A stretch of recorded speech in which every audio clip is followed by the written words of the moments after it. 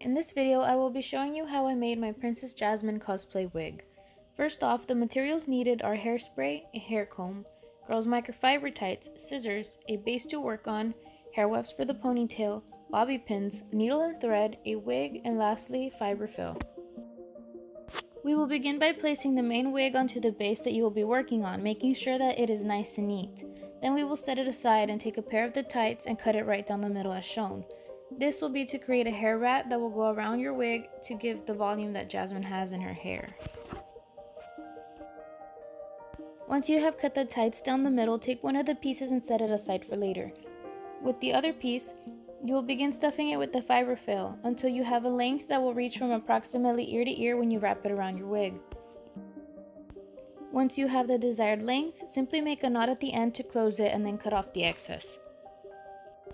If you are working on a styrofoam base like I am, I would recommend taping it down or have somebody hold it down for you as you begin to sew the hair rat into place. That way it's not tipping over with the weight of the wig. Begin by sectioning off some of the hair. This step is essential to begin styling the wig later. Once the hair is sectioned, we will take our needle and thread and sew it through the hair rat end that will be attached to the wig first. Now you can begin sewing the hair rat into place. It doesn't matter how many stitches you do as long as you make sure that it is pretty secure.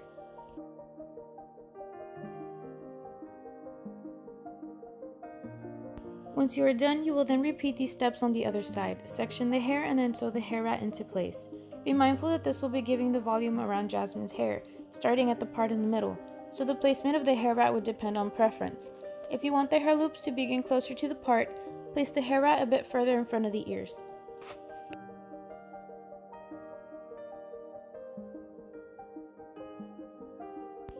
Once you have sewn the hair rat into place, you can simply lift it up to comb the wig and add some hairspray. Now this is where we begin to style the wig. Take the section of hair that you parted off earlier and comb it out to remove any tangles. Then we will begin to gently wrap it around the hair rat to create the loop at the front of Jasmine's hair. You can adjust it as much as you need until you are satisfied with how it looks. With my fingers, I gently pulled out the hair to give it a puffier look and secured it in place with a bobby pin. Then we will repeat this process on the other side.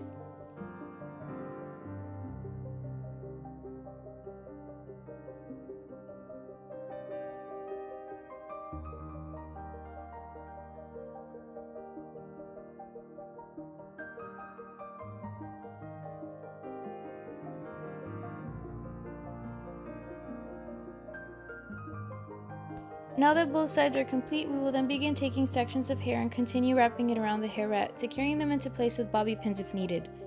Continue this until you get close to the middle and then begin the process from the other side.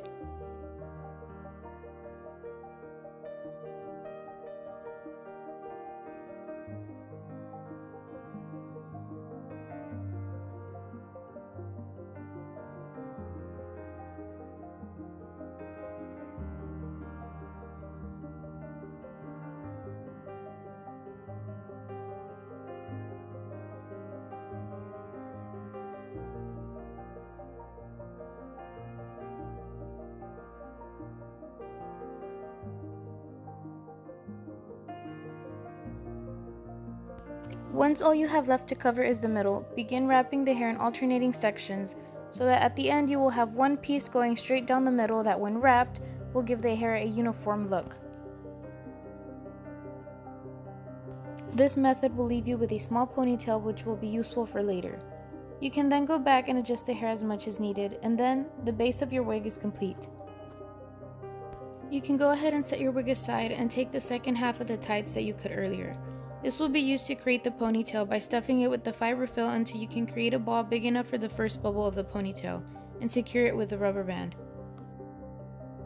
There's no specific measurement on how big the first bubble should be, but when you repeat the step for the second bubble, make sure that it is slightly smaller than the first, and that the third is a bit smaller than the second.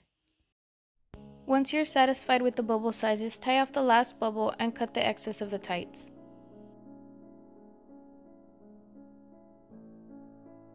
Next, we will sew this piece onto the wig, so take the needle and thread and make a few stitches through the top bubble and sew it through the hair rat of the base wig.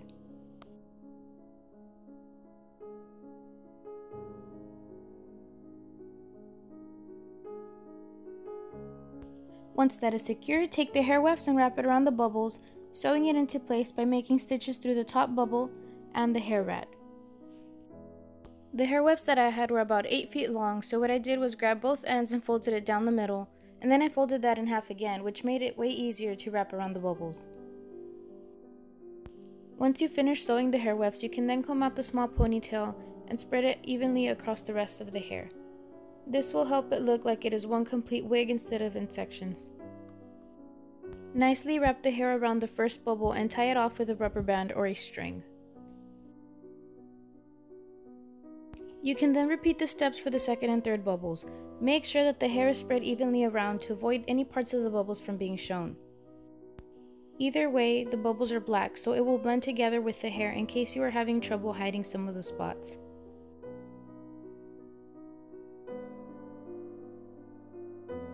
Once you tie off the last bubble, you can always go back and make any adjustments. Like I had a little strand of hair, so I added a bobby pin, but you can always just cut that right off.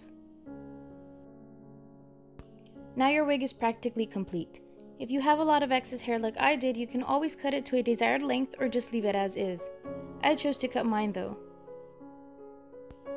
After cutting the excess, I decided to curl it slightly and add hairspray.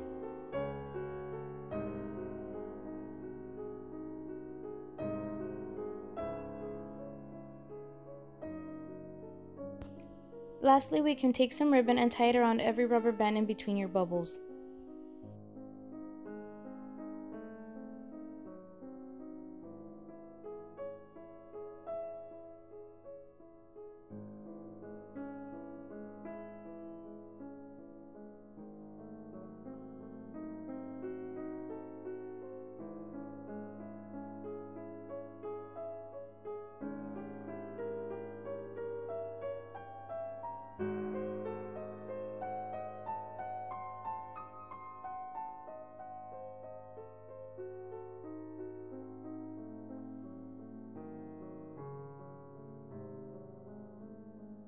And there you have it, your Jasmine wig is now complete.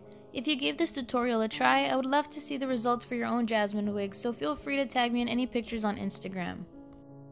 And if you haven't already, make sure to check out my Princess Jasmine shoe tutorial. The link will be down below. And if you'd like to see more cosplay tutorials, make sure to subscribe and give this video a thumbs up. Also, feel free to leave a comment if you have any questions or requests. Thank you for watching.